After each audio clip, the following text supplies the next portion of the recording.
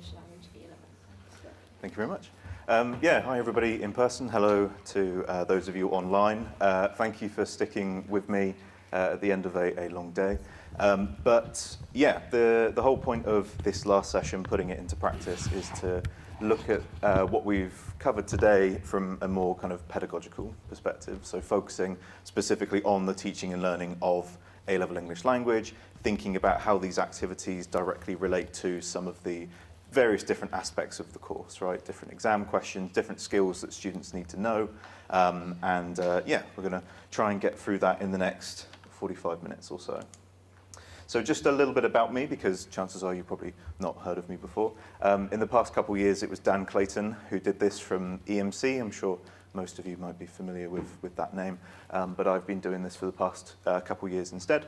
So I did my undergraduate degree in English a couple of years ago and graduated during COVID, and then went straight into a PGCE.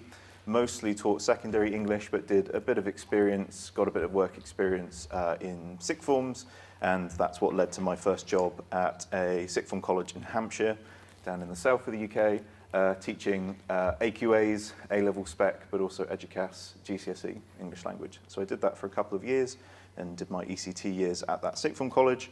I also have worked and still work as an examiner for AQA, so I mostly examine paper 2, language diversity and change. That's kind of my area of interest. So I've got some experience from that perspective as well, knowing what students need to do to get those top marks, so on and so forth.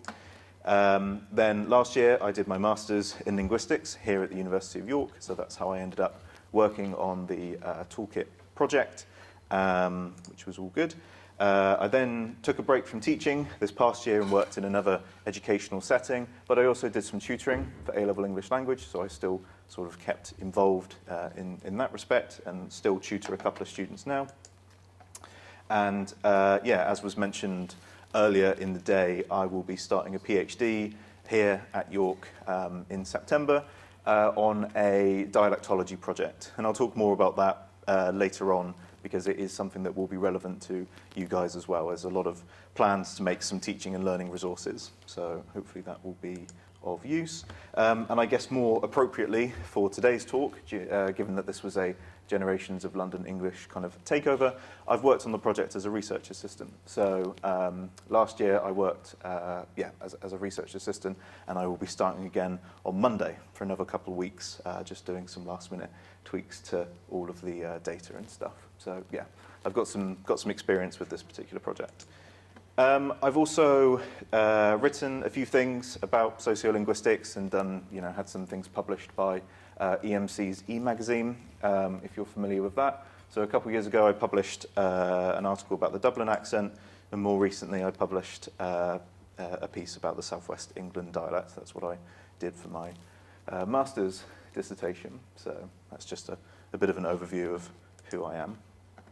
So what are the aims of this final session? Well, they're not to rehash what you've already seen and done, but instead, as I mentioned, we're going to cover some more suggestions of how this work can be directly linked to the TNL of A-level English language.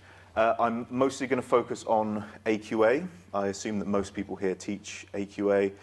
If you don't, then the case studies and the general ideas will still be relevant to other exam boards, but I will be mostly focusing on the exam criteria from the AQA specification. That's what I have the most experience with. I'm also going to talk about the ways that this research can be useful when we think about the language investigations. It's one thing to focus on the actual exams that the students will do at the end of the 2 years, but the coursework does take up 20% of the overall qualification. So I'll give you some ideas of how students might want to incorporate that in their NEAs.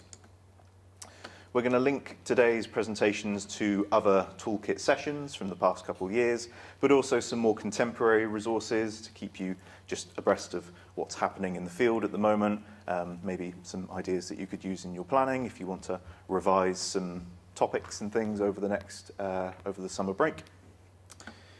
And yeah, finally we'll talk about some kind of potential lead-in activities or some ideas around surrounding like careers and stuff like that, because something that I'll talk about later, which is a positive, is that there is a increase in the number of students who are taking English language. It's forecast to be more students taking it over the next couple of years, which is great. And so you might expect more students in your classroom and more students thinking, you know, what can I actually do with this qualification? So we'll touch more so on that near the end. So, if you are just starting out, is anybody in this room like going to be teaching English language for the first time next September, or has anybody just been teaching it for a couple of years? Or are we fairly experienced in here? Okay, might be some people online who are teaching this for the first time. But if you were just starting out, or if you know that you have some colleagues joining you who are just starting out, it can be quite an overwhelming subject, and that's because the A-level is very different to the GCSE, right? Some people would argue the GCSE isn't necessarily fit for purpose, and part of that reason is because when students take that jump to A-level, they get thrown loads of different linguistic terms and ideas and case studies and research, which can be quite intimidating, not just for the students, but for teachers as well. If you trained in English Lit, for example, or creative writing, film, politics, whatever, then linguistics can be a really different discipline for you to wrap your head around. So what a lot of schemes of learning look like for English language is starting with like an introduction to like language levels more generally, right? Lexis, phonology, grammar, those sorts of things. Maybe give students some short texts just as a way to explore those analytical tools, and yeah, consider how they can actually use these language levels and link them to these particular texts. But of course, at some point, we're going to need to address representation, but also context as well. And there's two reasons why this is particularly important. The first one is that representation, as you all know, makes up a significant kind of portion of the spec. So paper 1, section A, certainly in AQA, is entirely related to meanings and representations. Students get given an unseen text and they need to think about what's being presented and things like that. Paper 2, question 3, language discourses, is basically the same thing, but just related to a issue in the world of language. This year, the topic was inclusive language, so that's a big one that AQA likes to throw out, but also things like attitudes to accents, non-standard grammar, all of those good things. But also the investigations, right? A lot of students will take these representation skills and they will use them as part of their coursework. So they might look at how a particular brand represents themselves online, or how a particular person represents themselves on social media, those sorts of things, right? So that's one reason why representation is a good thing to introduce to students early doors. The other reason is because AQA recently have thrown some curveballs to students over the past couple of years in terms of the context of the text that they've given them. Most students will be pretty familiar with, you know, analysing newspaper articles or letters or other non-fiction texts like that. But this year, the spoken modern text, or the modern text for this year was a spoken text. I think it was from a TED Talk, if I remember correctly. Yeah. So again, that's kind of a slightly different mode of communication that students might be slightly less familiar with or less confident doing representation analysis with.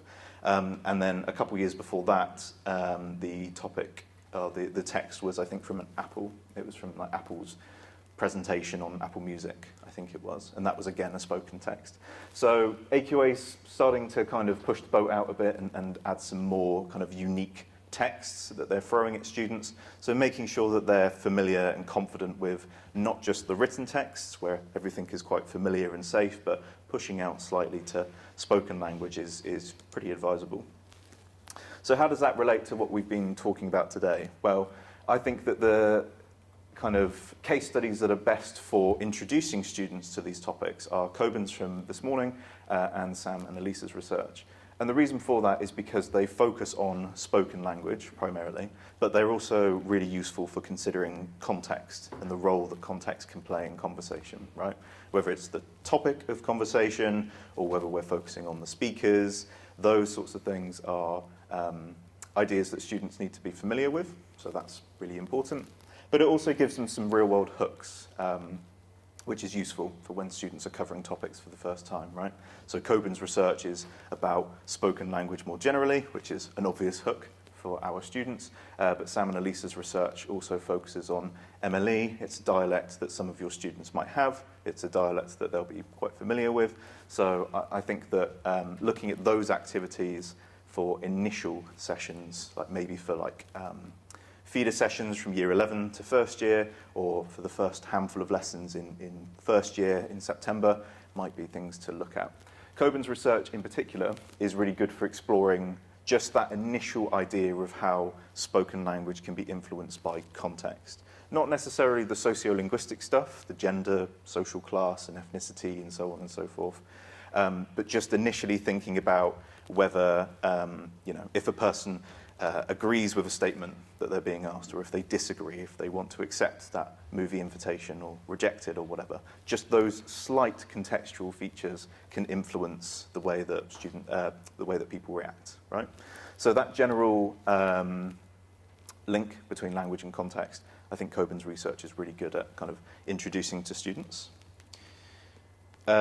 More generally, I guess, talking about meanings and representations, as I mentioned, most students are pretty confident with written textual analysis. They'll be used to it from their GCSEs.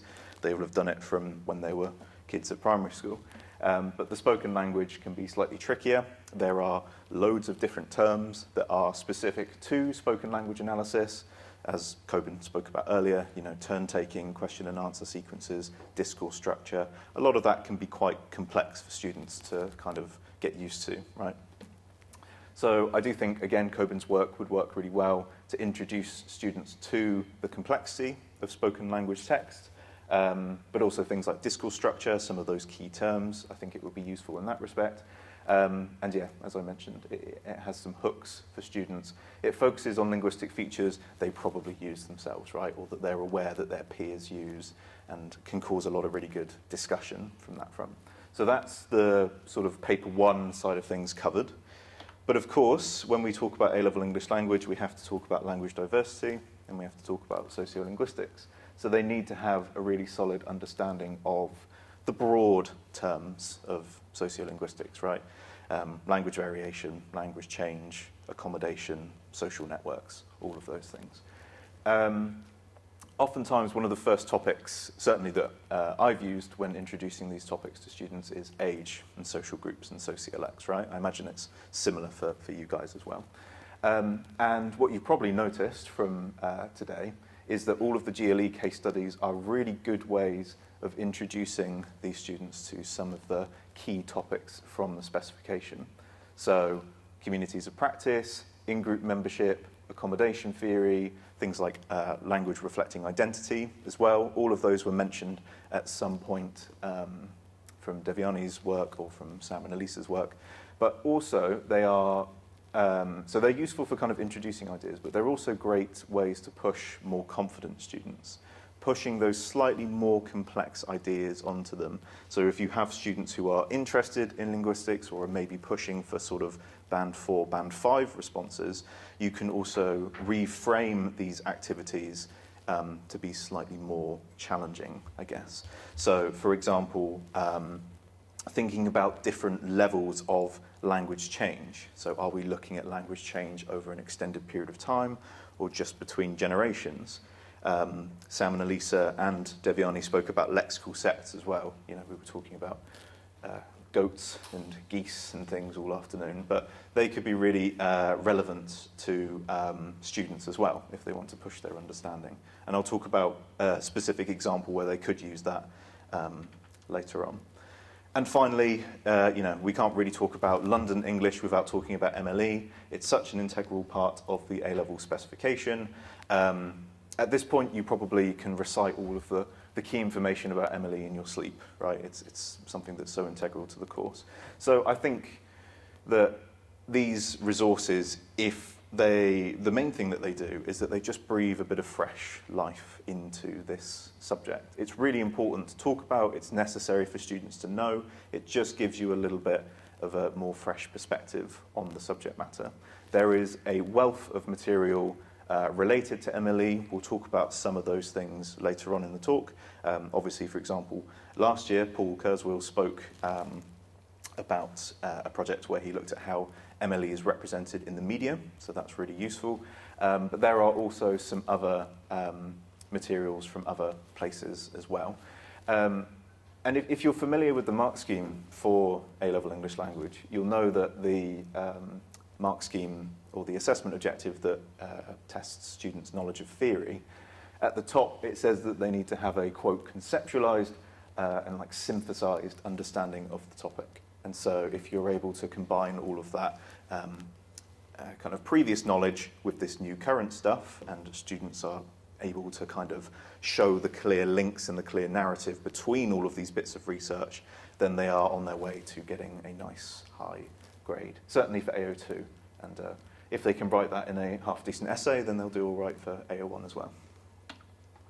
But the main thing is that each talk provides a great foundation for introducing these ideas to students, right? But they also have the complexity to push students in their understanding, which is what we want. You can scaffold this material quite well for the students who you know in front of you.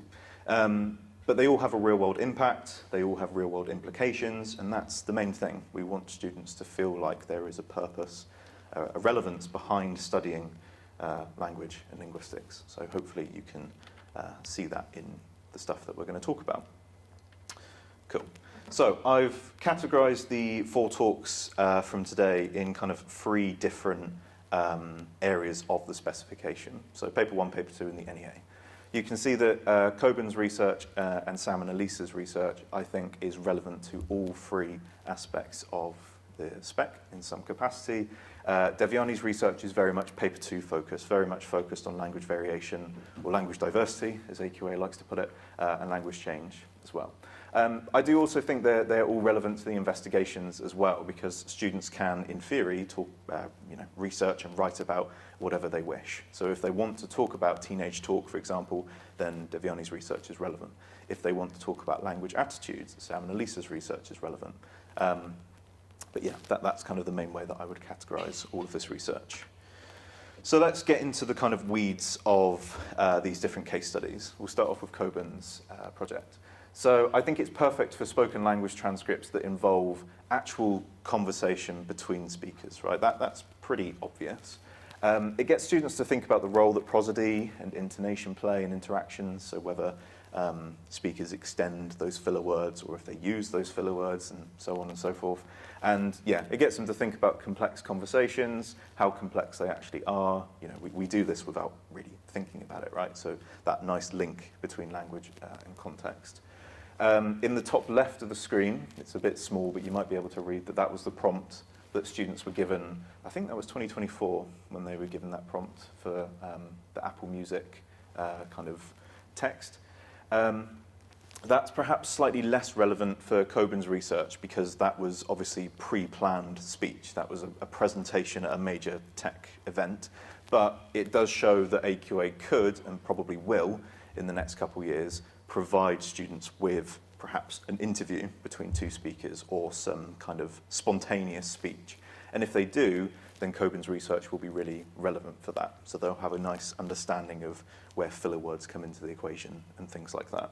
But there is another part of the spec where that knowledge of filler words and conversation analysis could be relevant, and that's in child language acquisition. So the students are obviously guaranteed to be given a spoken data set if they choose the child speech question in paper 1. And this is just an example transcript from a couple years ago, but you can see this is a conversation between a child and their grandma, and there are loads of filler words in there. There's oohs and ahs and ums and ers and all that sort of stuff. So although Coombes' research is more focused on adults having conversations, that general understanding of the purpose behind filler words and the purpose behind those kind of utterances that we use when we're trying to, let someone down gently, or that sort of thing, could be relevant when it comes to child language acquisition as well. And this was mentioned near the end. I didn't actually know that we were going to talk about that here. This article, I don't know if anybody read it before today, but it is a dream if you're planning on teaching prescriptivism. It's paper 2 question 3. It's absolutely perfect. I'm sure that you can all think of loads of activities highlighting AO1 and linking to genre and audience and all of that good stuff. But yeah, it's really nice. I wouldn't be surprised if AQA did end up using it in the next couple of years as a text, or if they provided it as something for you to use in your classrooms. So yeah, I would definitely have a look at that. Junk Speak encourages verbal littering. So many links to Aitchison, crumbling castles, and so on and so forth. Cool.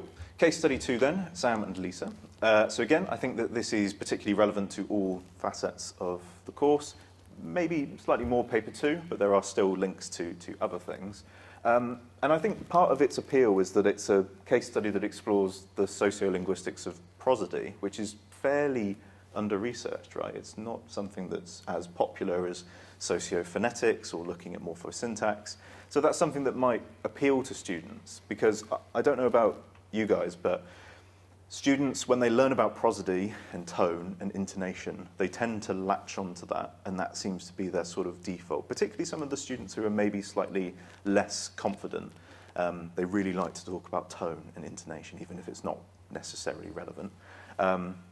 So this gives them a kind of example of how they can apply that research in a social context, which is always a good thing. It's also links to, as the title suggested, language attitudes, particularly perhaps challenging those ideas that there are salient features of a dialect and challenging that idea. So obviously the whole point of your research was that this salient feature of MLE is actually just a salient feature of British English with some... Of just English, right. Emily is a variety.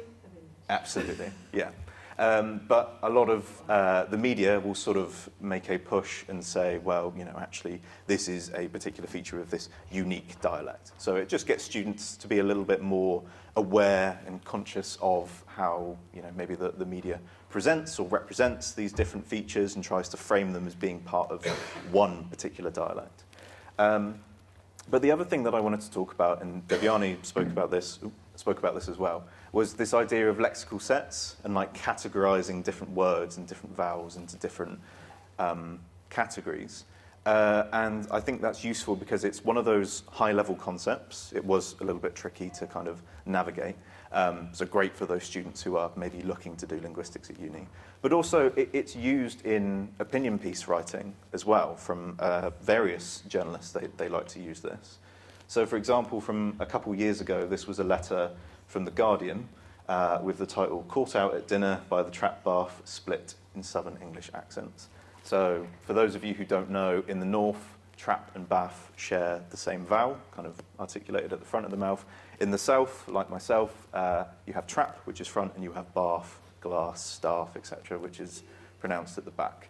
And so this person's obviously written some hilarious anecdote about how they were caught out by that. But they very confidently used those lexical sets in the headlines, right? This is an article just for the general public, but they've used those lexical sets. And more recently, hot off the press from last week, The Guardian also published another article about the happy vowel in Manchester. So I think this is a reference to, I think it was Daniela Turton who did some research at Lancaster, colleagues from Manchester as well.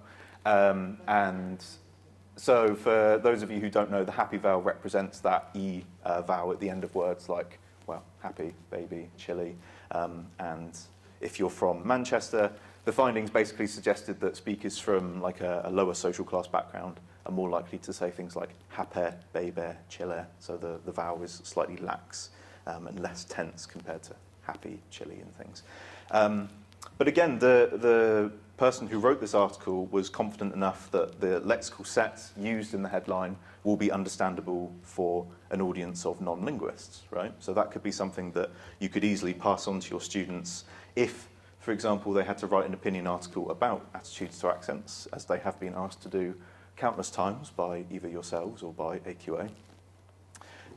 Or if they're asked to write an evaluative essay, like this year, the diversity question was evaluate the idea that language variation reflects divisions in society. So if you feel confident introducing students to lexical sets, it could be a really nice way for them to talk about these more complex ideas that maybe other students aren't doing. And that's always good as an examiner to see some new, unique references.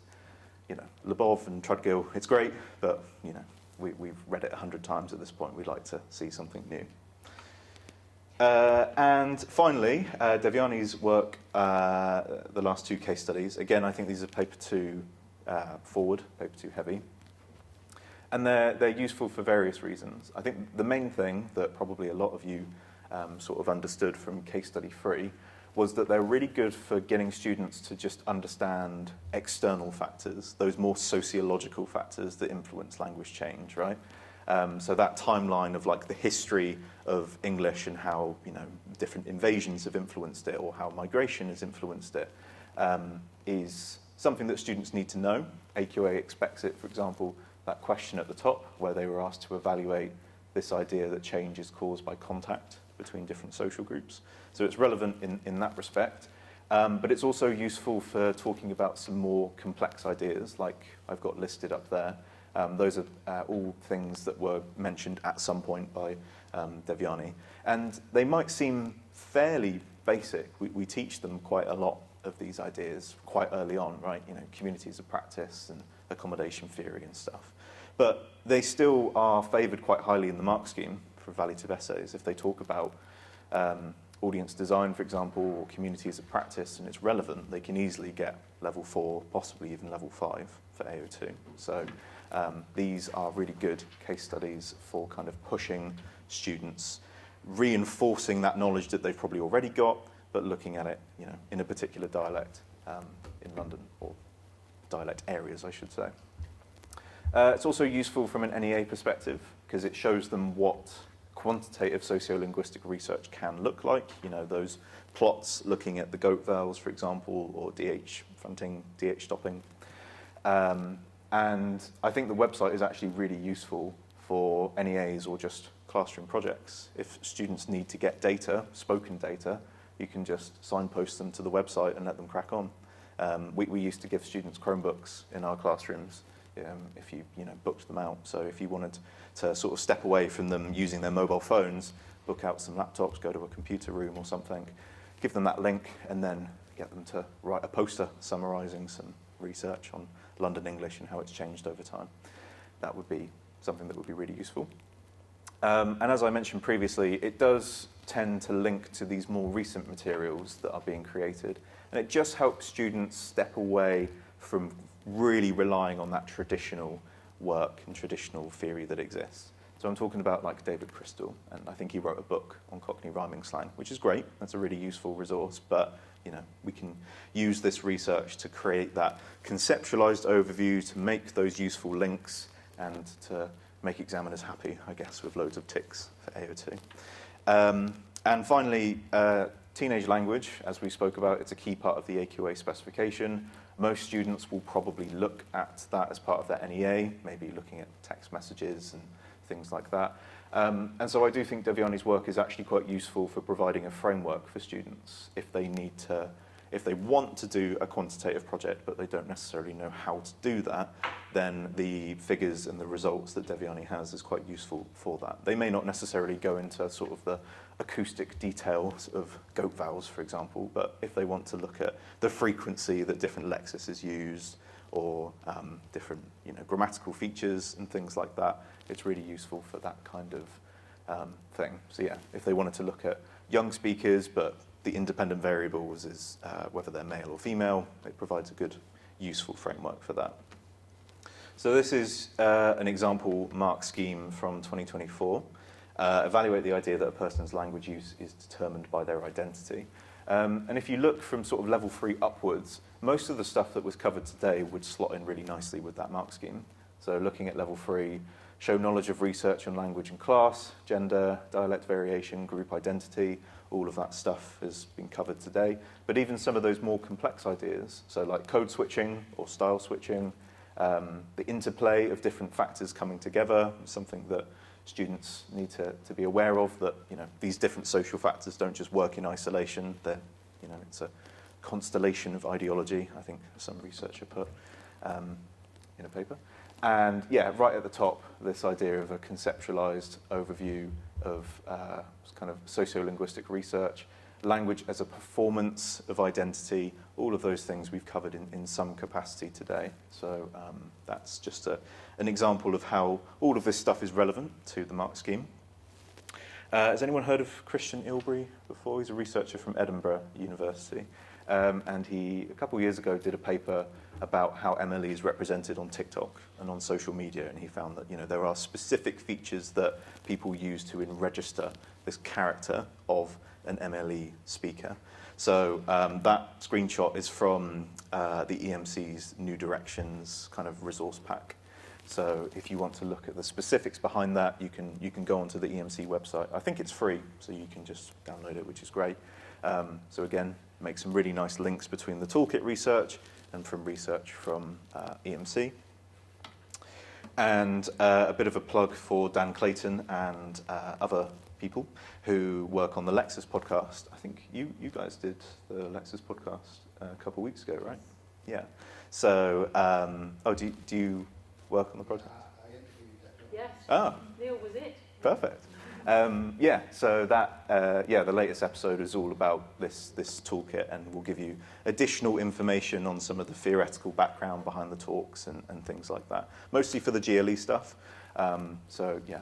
Great for additional learning. If you need to give students a quick bit of homework, then get them to listen to a podcast and, summarize it in 5 bullet points or something like that. This slide has been used quite a few times throughout these kind of toolkit talks, but it's still relevant today. MLE keeps appearing in the news. It's something of a touchstone in culture wars. It's always something that is kind of pulled out in case of emergency, break and talk about MLE in certain newspaper outlets. It will probably continue to crop up as linguists continue to research it, and conveniently enough, linguists have been researching it, along with other dialects in English. So you can expect there to be more opinion pieces, more articles, more pieces of journalism coming out about MLE and London dialects over the coming years once all the GLE stuff is finalised and is published and so on and so forth. So you can look forward to that. And just to kind of wrap up and think about the current landscape of linguistics research, I think it's an especially interesting subject to teach, slightly biased, but part of that is because there is always new research that is happening, not just in sociolinguistics, but child language acquisition, discourse analysis, representation analysis. It's just a case of going out there and being able to find it, because there is so much. It's a living, breathing subject. I think it's important that students know that, because it's, it's something that they can sort of, if they wish to go on and do linguistics at university, for example, then they can step into a subject that is still being researched. So last year, if you weren't here, Catherine spoke about child-directed speech, so obviously useful for child language acquisition. Lauren Harrington spoke about whether AI can handle dialects in police interviews. We'll talk a bit more about forensic linguistics later on, because I think that's something that's quite a good pull for a lot of students, something that might be of interest to them. Selina spoke about gender, sexuality and identity in women's football. So a really nice kind of sociolinguistic paper, a really new current gender piece of research as well, so that we can step away from the deficit models and the dominance models and so on and so forth. And Paul, as I mentioned, spoke about how MLE is represented in the media. So you can have access to all of this on the Toolkit website. It's all on there for free. You can take a look at that, and you can also watch me chatting about how those ideas are relevant to the spec if you want to. But a bit of good news, English language enrolment is improving. So this is the forecast entries for English language. For some reason on the DFE's website, English language is just called English, so don't get confused with English lit, for example. But you can see that there's an increase going from about 12.5 thousand entries to about 13,000. So that's about a 4% increase, which is good. That means that you might expect more students in your classes or more students studying English language more holistically. There's a couple reasons why I think that might be the case. We could speculate that perhaps there's a growing interest in careers in like media, social media and things like that, where there's an expectation to write lots of posts and things, marketing, so on and so forth. It could be that students are really interested in things like speech and language therapy, forensic speech science. There are loads of true crime documentaries that talk about forensic linguistics and make it sound really glamorous and exciting. So that could be one pull. It could be that secondary schools are really focusing on oracy and spoken language, and so students have just sort of naturally feel the next step for them is to go and carry on that knowledge and that experience and bring it into A-level. It doesn't really matter what the reason is, I suppose, but this is a positive. You know, we like to see more people kind of engaging with this subject and studying this subject. Now it's just a case of telling them and kind of figuring out what they can do, what sort of careers might they want to go on and do further on down the line. But before we get to that part, I'll just wrap up with some other helpful resources that might be useful to you. Some of these might be familiar to you, some of them maybe not. This is the You're Wrong website. I think it's hosted by Queen's University Belfast, and it's all about prescriptivism. So it's like a compendium of where prescriptivism has occurred in like the media, for example, and things like that. I think The Traitors is on there quite a few times, if anybody's watched that. There's lots of talk about how people say, I voted for yourself instead of I voted for you, just as an example.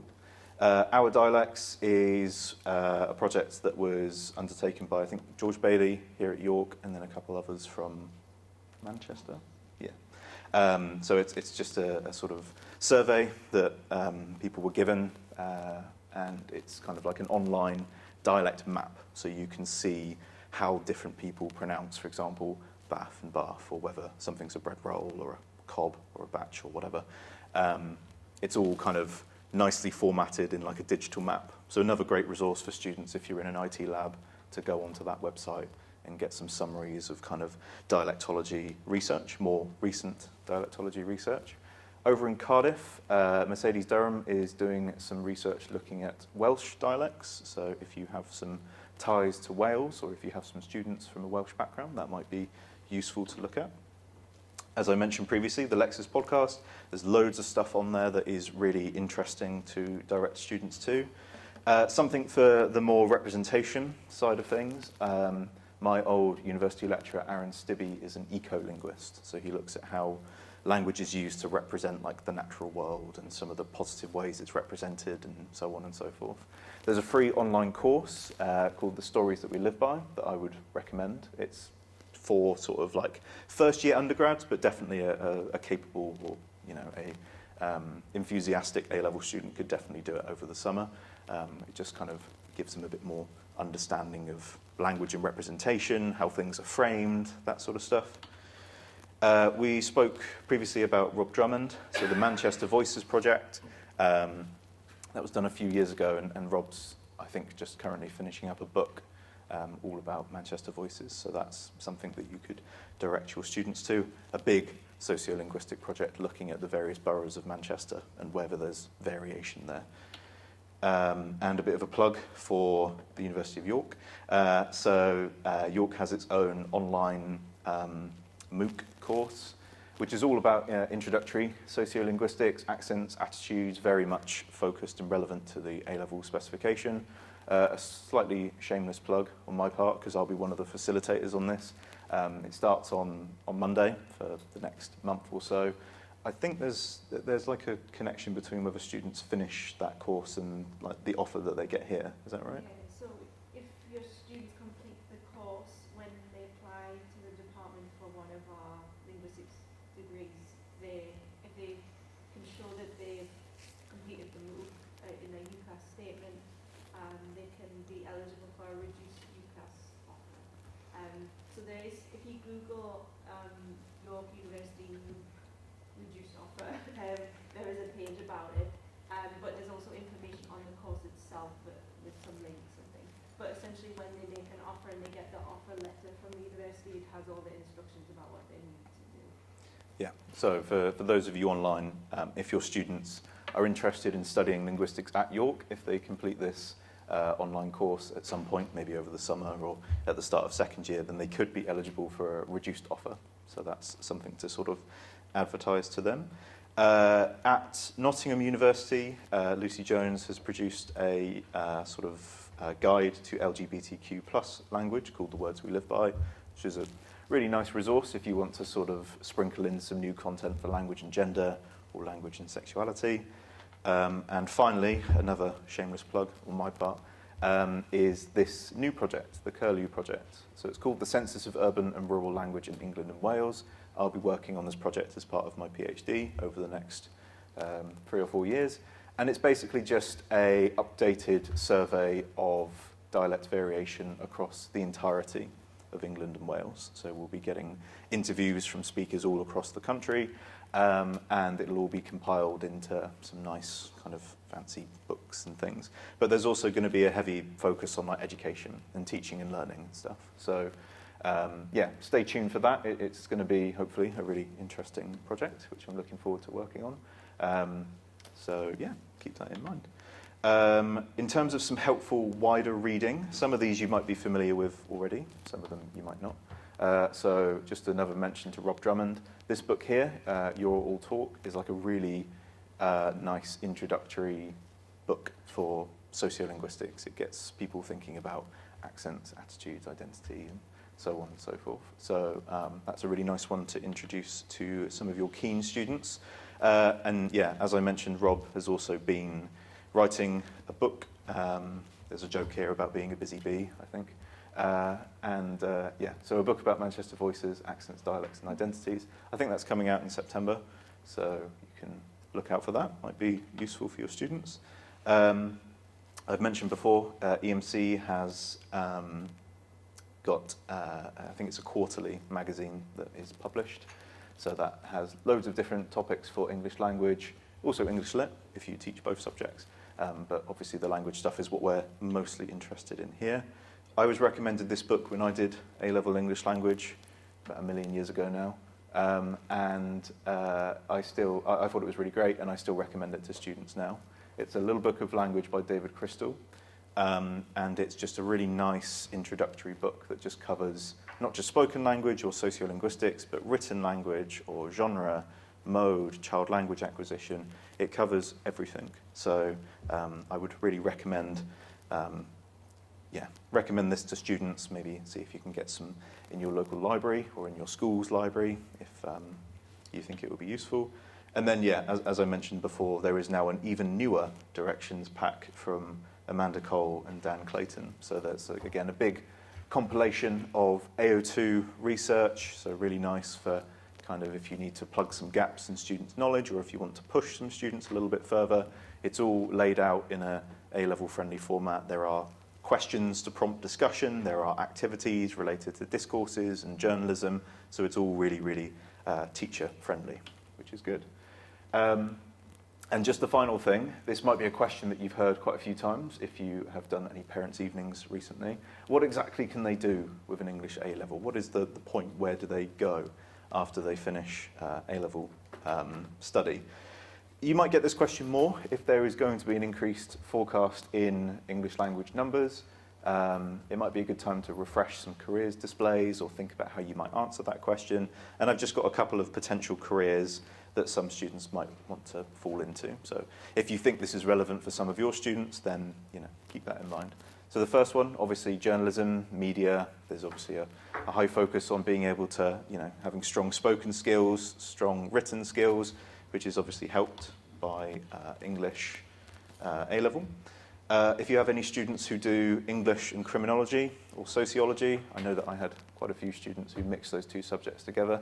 They may be interested in forensic linguistics and using language to help solve crimes, work with the police to kind of help with those things. Another shameless plug, York has a master's in forensic speech science, so that might be of interest for some students. I think there's undergrad modules in forensics as well, right? So it could be a potential career path. Speech and language therapy is another one. If you have students who do like health and social care, for example, or if they're interested in child language acquisition or the phonetics parts of the course, then you could definitely direct them towards speech and language therapy. The obvious answer for a lot of people is you do an English degree, so then you go on to teach English, which is true. A lot of people do that. But some people also go on to teach English as a foreign language. So if you have some students who want to travel, want to get some experience working in other countries, you could definitely signpost them towards that as a potential career. And I guess the more recent job that a lot of linguists go into, if you have students who do English and computer science, for example, is computational linguistics, speech science. So lots of big tech companies will hire linguists when it comes to things like natural language processing, or helping, I guess, like Alexas or Siris speak in a sort of authentic way or understand different dialects. So yeah, that could be a potential career that some of your students want to go down. Even if they are just A-level English language students, they are still, still able to fill in those gaps. So that's just a link to all the different things that we spoke about today.